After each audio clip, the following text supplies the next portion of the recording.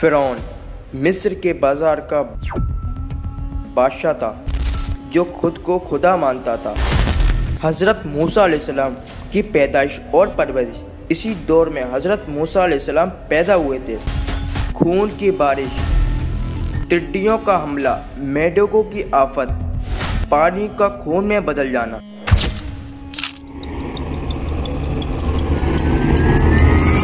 अस्सलाम वालेकुम दोस्तों, द रियल स्टोरी हज़रत मूसा अलैहिस्सलाम एंड फ़िरौन। वीडियो को लास्ट तक जरूर देखना। वीडियो अच्छी लगे तो एक लाइक ज़रूर कर देना। फ़िरौन मिस्र के बाजार का बादशाह था जो खुद को खुदा मानता था।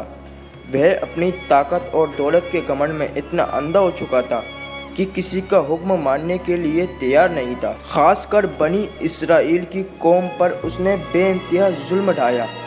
उसने हुक्म दे दिया कि इसराइल में जो भी लड़का पैदा होगा उसे मार दिया जाएगा, क्योंकि उसे डर था कि कोई उसकी एक दिन सल्तनत खत्म कर देगा। हज़रत मूसा अलैहिस्सलाम की पैदाइश और परवरिश इसी दौर में हज़रत मूसा अलैहिस्सलाम पैदा हुए थे। उनकी वालिदा बहुत परेशान थी कि फ़िरौन के सिपाही उन्हें मार न दें। अल्लाह ताला ने उनके दिल में डाला कि वे अपने बेटे को एक संदूक और टोकरी में रखकर दरिया नील में छोड़ दें।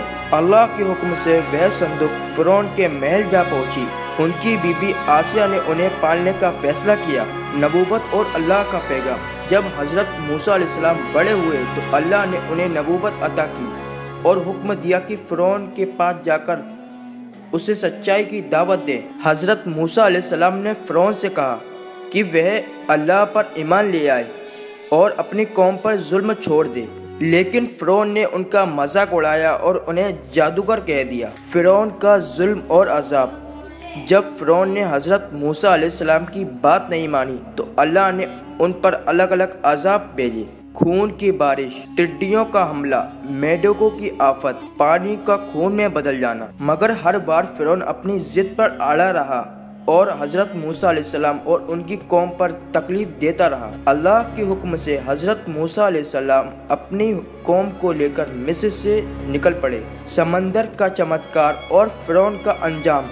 जब वे दरियाए नील के किनारे पहुँचे तो पीछे से फ़िरौन और उसकी फ़ौज आ रही थी। हज़रत मूसा अलैहिस्सलाम ने अल्लाह के हुक्म और अपने आसा लाठी पर मारा तो समुंदर के दो हिस्सों में बट गया। बनी इसराइली लोग उस रास्ते से आराम से गुजर गए। जब फ़िरौन और उसकी फ़ौज उस रास्ते से गुजरने लगी तो समुंदर अपनी जगह पर वापस आ गया और सब के सब डूबकर हल्क हो गए।